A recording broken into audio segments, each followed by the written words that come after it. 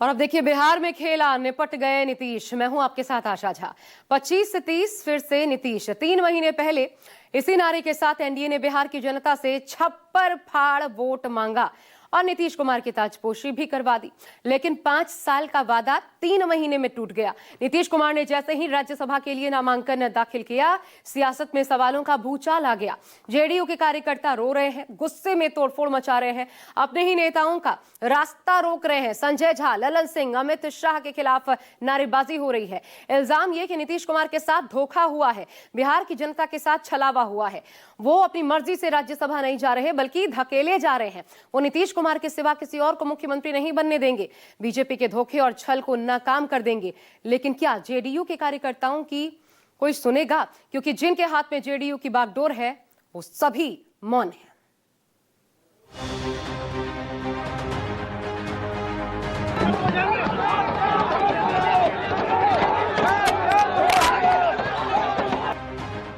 पच्चीस से 30 फिर से नीतीश। 25 से 30 फिर से नीतीश। 2025 फिर से नीतीश।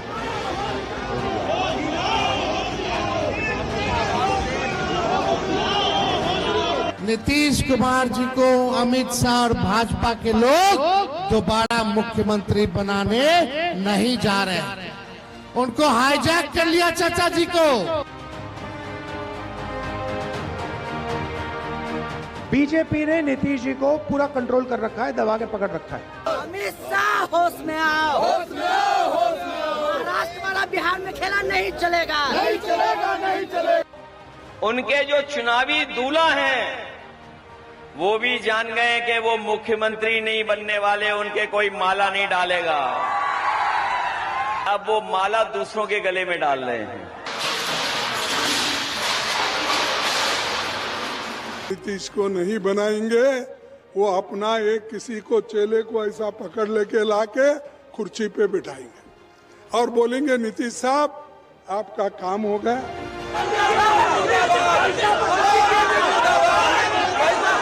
भी अमित अंकल बोल के गए हैं कि सीएम बनेंगे पिताजी। सम्राट चौधरी कह रहे हैं कि 15-15 साल तक हमारे नेता हैं, तो फिर कोई सवाल ही नहीं उठता है। मैं नीतीश कुमार सत्य निष्ठा से प्रतिज्ञान करता हूं। बहुत लंबे अरसे के बाद श्री नीतीश कुमार जी फिर से एक बार राष्ट्रीय राजनीति में राज्यसभा सांसद के नाते प्रवेश करेंगे।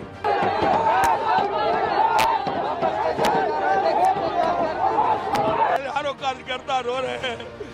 हम लोगों ने घर घर जाके नीतीश जी के लिए वोट मांगा था, एक दूसरे के लिए कोई वोट नहीं।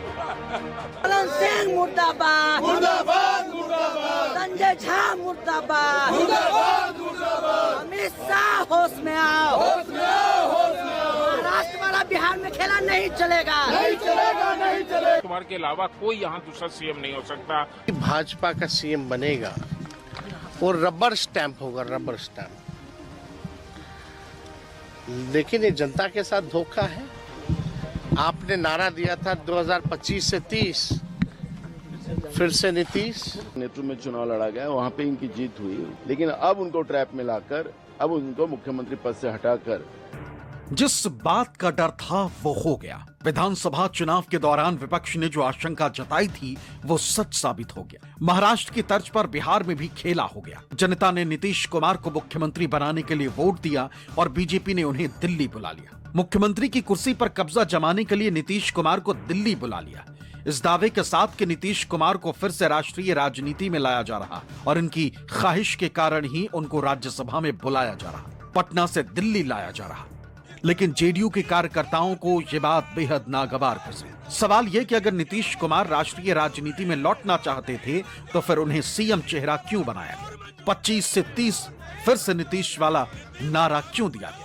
नीतीश कुमार को मुख्यमंत्री की कुर्सी से हटाए जाने के खिलाफ जेडीयू और पटेल समाज के लोग इस कदर गुस्से में हैं कि वो तोड़फोड़ पर उतारू हो गए। दलील ये कि बिहार की जनता को धोखा दिया गया और संजय सिंह, ललन सिंह और अमित शाह को इसका जवाब देना ही होगा।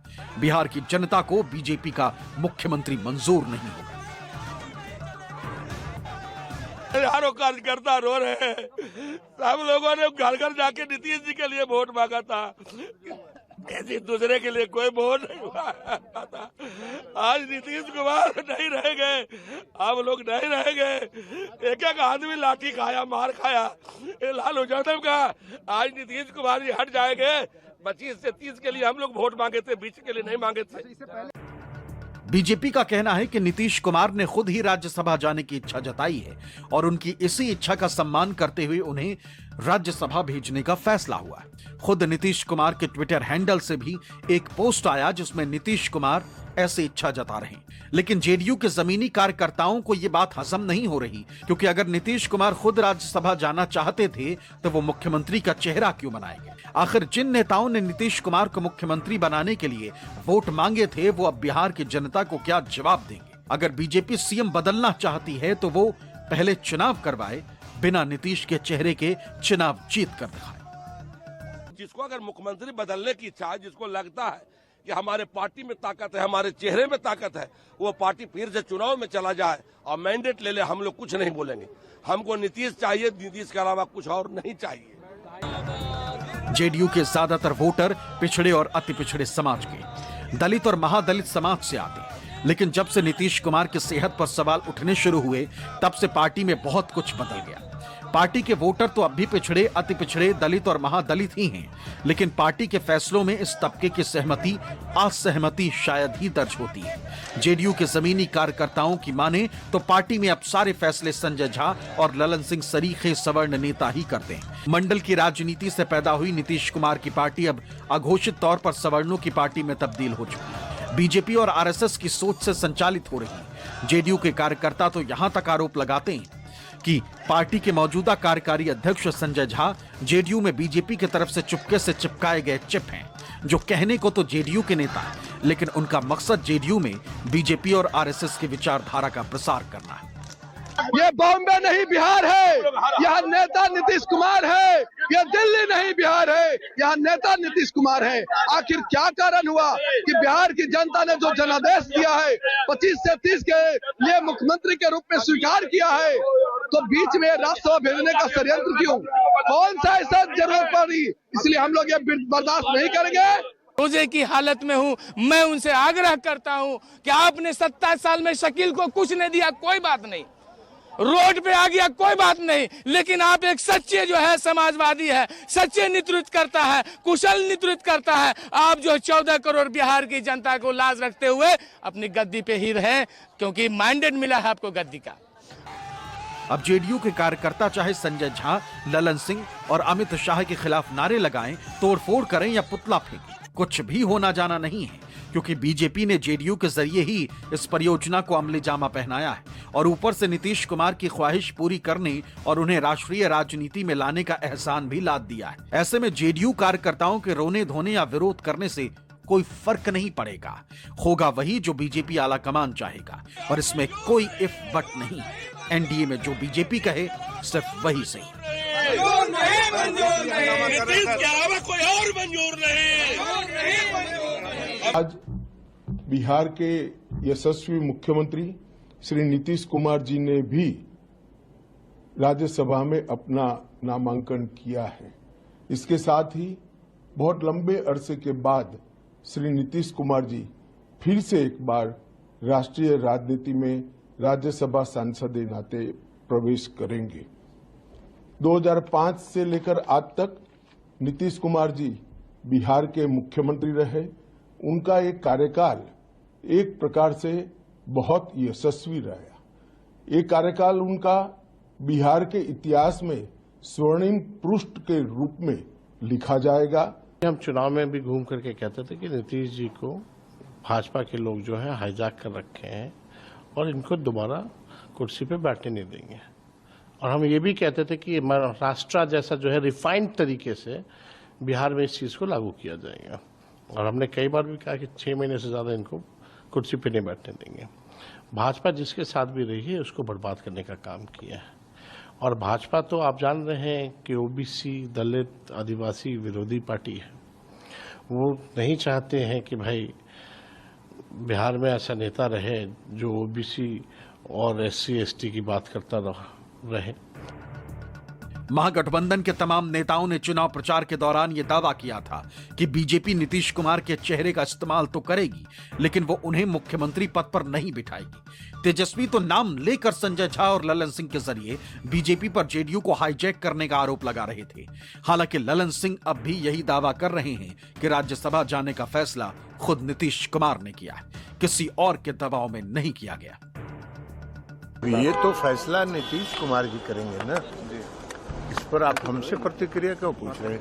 ये फैसला तो नीतीश कुमार जी माननीय मुख्यमंत्री जी को करना है। वो जहां भी जाना चाहेंगे, पार्टी उनकी बनाई हुई है, उनकी पार्टी है, जहां भी जाना चाहेंगे वो जाएंगे। सर, आप लोग क्या चाहते हैं कि मुख्यमंत्री बिहार में रहें, राज्यसभा जाएं? नहीं, हमारे चाहने नहीं चाहने की, उनके चाहने की बात। और नीतीश कुमार जी ने बिहार में जो करके दिखाया है वो कोई कल्पना भी नहीं कर सकता। सब लोग जान रहे हैं कि कौन लोग हैं वो लोग, कौन अधिकारी है, कौन मंत्री है और कौन केंद्र में है, कौन बिहार में है।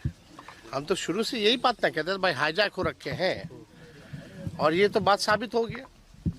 अब तो आप समझ जाइए कि भाई जो भी भाजपा का सीएम बनेगा वो रबर स्टैंप होगा, रबर स्टैंप। बिहार की जनता से 5 साल का जनादेश मांगकर नीतीश कुमार ने पटना छोड़ दिल्ली जाने का फैसला कर लिया। बीजेपी के मुताबिक नीतीश जो भी कर रहे हैं वो अपनी मर्जी से कर रहे हैं, लेकिन विपक्ष को दाल में काला लग रहा। यही वजह है कि वो महाराष्ट्र के शिंदे वाली क्रोनोलॉजी समझा रहे हैं। इसीलिए तो कह रहा हूं कि जाएंगे और वो अपनी मर्जी से जा रहे हैं, और जो बनेगा उन्हीं के नेतृत्व में बने। अपने साथी दलों के साथ हमेशा षड्यंत्र करते आ रही है। महाराष्ट्र का उदाहरण सबसे बड़ा है कि एकनाथ शिंदे के नेतृत्व में चुनाव लड़ा गया, एकनाथ शिंदे को मुख्यमंत्री बनाने का बोला गया, सरकार आई, लेकिन एकनाथ शिंदे मुख्यमंत्री नहीं बने। लेकिन बिहार में जब नीतीश कुमार के नेतृत्व में चुनाव लड़ा गया, वहां पे इनकी जीत हुई। वहां पर कुछ कारण के वश उसको मुख्यमंत्री बनाना पड़ा। वो पहले मुख्यमंत्री बनाने के लिए तैयार नहीं थे, लेकिन नीतीश कुमार ने जो खेला अपना, वो खेले की वजह से वो मुख्यमंत्री बने। लेकिन अब उनको ट्रैप में लाकर, अब उनको मुख्यमंत्री पद से हटाकर। खुद जेडीयू के कई नेता नीतीश कुमार के दिल्ली प्लान से सहज नहीं है, क्योंकि उनके हाथ बंधे हैं। पार्टी के ज्यादातर बड़े नेता वही कह रहे हैं जो जेडीयू कार्यकर्ता की राय के उलट है। ऐसे में कांग्रेस पूछ रही है कि अगर यही सब करना था तो पहले क्यों नहीं किया? नीतीश के नाम पर वोट क्यों लिया? अगर नीतीश को चेहरा नहीं बनाते तो क्या बिहार में यही रिजल्ट आते? देखिए, बिहार के लिए ये शानदार 2 दशक आधारभूत संरचना से लेकर आम लोगों के जीवन की बेहतरी के लिए जो एक विजनरी लीडर के तौर पर नीतीश कुमार जी ने सोचा और उनको जमीन पर उतारा, कहीं न कहीं 78 वर्षों के आजाद हिंदुस्तान में जो बिहार के लिए ये स्वर्णिम कालखंड है, नीतीश कुमार जी के योगदान की चर्चा दशकों तक होती रहेगी। ये तो समझ में नहीं आ रहा मेरे को कि आपने चुनाव लड़ा, अपने चेहरे पर लड़ा, वोट बटोर लिए, जनता ने आपको चुनकर भेजा, अब आप विड्रॉ कर रहे हैं, किसके दबाव में कर रहे हैं, कि अच्छा से कर रहे हैं या मन मार के कर रहे हैं, इनका कुछ पता नहीं। और नीतीश जी ने वैसे भी बहुत बार अपना मन बदला है, कभी इस पाले में कभी उस पाले में। अब सुनने में आया कि वो दिल्ली आ रहे हैं। बिहार में क्या होगा, क्या दोबारा भाजपा वहां पर उनको दबाव बनाकर सत्ता हासिल करेगी, मैं नहीं कह सकता हूं। लेकिन जो कुछ भी हो रहा है ये जनता को धोखे में रखकर किया गया है। अगर आप 6 महीने पहले बोल देते। समाजवादी विचारधारा और जेपी आंदोलन से निकले नीतीश कुमार और लालू यादव की राजनीति लंबे समय तक एक ही रास्ते पर चली। दोनों एक दूसरे के मददगार रहे, लेकिन आगे चलकर मतभेद और महत्वाकांक्षा की लड़ाई में दोनों की राहें जुदा हो गई। मुख्यमंत्री बनने की नीतीश की चाहत ने समता पार्टी को जन्म दिया।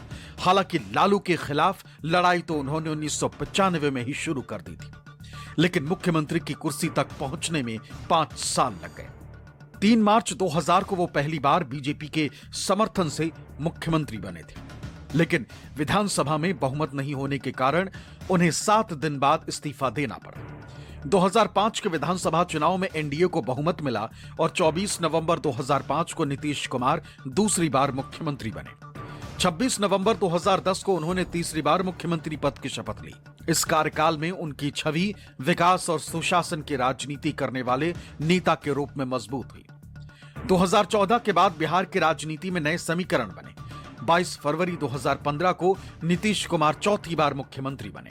2015 विधानसभा चुनाव में महागठबंधन को जीत मिली और 20 नवंबर 2015 को वो 5वीं बार मुख्यमंत्री बन गए। जुलाई 2017 में नीतीश कुमार ने महागठबंधन छोड़ फिर से एनडीए का दामन थाम लिया।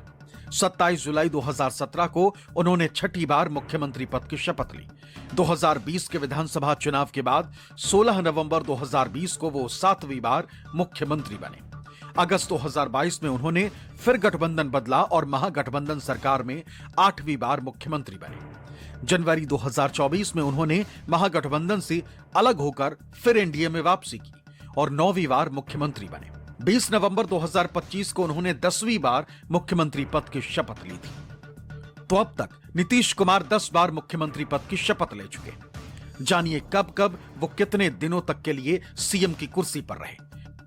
3 मार्च 2000 से 10 मार्च 2000 तक पहला कार्यकाल 7 दिन का रहा। 24 नवंबर 2005 से 26 नवंबर 2010 तक दूसरा कार्यकाल लगभग 1828 दिन का रहा।